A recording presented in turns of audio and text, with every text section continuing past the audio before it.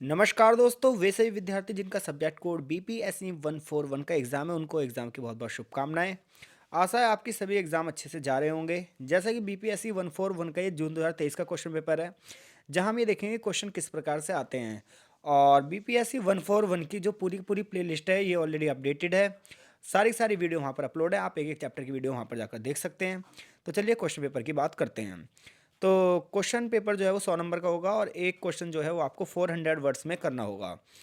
Question paper 2 unit में होगा, भाग 1 और भाग 2 में। जो इंग्लिश मीडियम के स्टूडेंट है वो वीडियो के एंड में जाकर इंग्लिश मीडियम में भी अपना क्वेश्चन पेपर देख सकते हैं।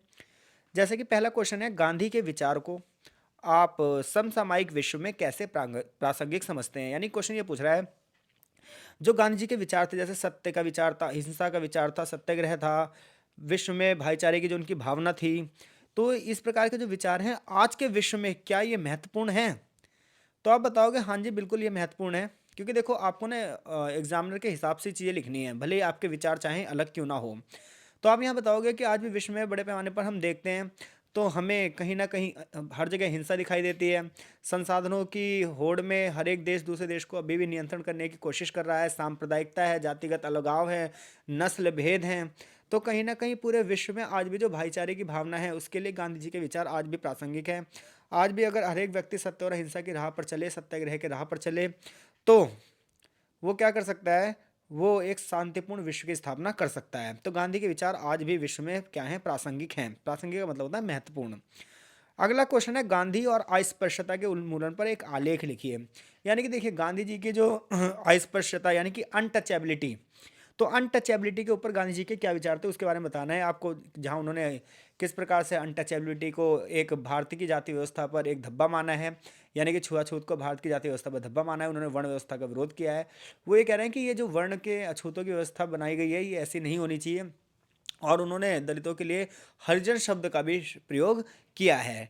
तो विश्व भाईचारा और भारत के अंदर खास तौर पर जातिगत भाईचारे की भावना को बढ़ावा देने के लिए उन्होंने क्या करा था, अछूत जो प्रथा थी, अस्पृश्यता थी, उसके खत्म करने पर अपने विचार दिए थे। अगला क्वेश्चन है, अहिंसा की नैतिकता पर गांधी के विचार का परीक्षण कीजिए। यानी कि अब आपको अहिंसा को पूरी तरीके से डिफाइन करना है। तो यहाँ पर गांधी जी ने ये बताया कि अहिंसा का मतलब सिर्फ यही नहीं होता कि आप अस्त्र और शस्त्र का प्रयोग नहीं कर रहे। अहिंसा का मतलब ये भी होता है कि आपके मन में ही किसी के प्रति कोई गलत विचार नहीं होना चाहिए। उसका कारण है जितने भी गलत विचार हैं वो मन में ही व्यक्ति को उत्पत्त होते हैं और वहीं से फिर हिंसा जन्म लेती है। तो ऐसे ही में गांधी जी कहते हैं अगर हमें हिंसा को खत्म करना है तो मनुष्य के मन और मस्तिष्क में परिवर्तन लेकर आना होगा। इसके साथ साथ उनके अहिंसा की अवधारणा बहुत बड़ी है। वो कहते हैं कि अहिंसा जो है वो किसी साधारण व्यक्ति का कार्य नहीं है, बल्कि इसके लिए मजबूत मनोबल होना चाहिए। अगला क्वेश्चन है, गांधी द्वारा इंडियन ओपिनियन की स्थापना की पहचान कीजिए। तो कोई से भी चार में से आपको 2 या 3 क्वेश्चन करने हैं फर्स्ट यूनिट से, तो 3 क्वेश्चन कर दोगे मोर देन इनफ है। अगले यूनिट से फिर आपको 2 क्वेश्चन करने हैं। फिर अगली यूनिट में है कि आपको टिप्पणी करनी है साइमन कमीशन और नमक सत्याग्रह पर। तो आप सभी को पता है साइमन कमीशन जब भारत में आया तो उसमें एक भी भारतीय सदस्य नहीं था, तो इसलिए साइमन कमीशन का विरोध किया गया और साइमन गो बैक के नारे दिए गए। उसके बाद क्या हुआ, उसके बाद ये हुआ कि गांधी जी ने नमक कानून के खिलाफ नमक सत्याग्रह किया, जो कि दांडी मार्च की कहानी आपको लिखनी है, जो कि 12 मार्च 1930 को साबरमती के आश्रम से वो कुछ शिष्यों के साथ अपने निकलेंगे और 6 अप्रैल 1930 को दांडी गांव पहुंचकर नमक यात्रा और नमक बनाकर नमक कानून तोड़ेंगे। अगली टिप्पणी, औद्योगिकरण और मशीनीकरण की गांधी की समालोचनात्मक समीक्षा बतानी है कि गांधी छोटे छोटे उद्योगों की बात करते थे, ग्रामीण उद्योगों की बात करते थे, कुटीर उद्योगों की बात करते थे। उनका ये मानना था कि बड़ी बड़ी मशीनें अगर निर्माण होगा तो इससे बेरोजगारी फैलेगी। भारत की अगर बात करें जहाँ पर मानव संसाधन है वहाँ मशीनों की जरूरत क्या है।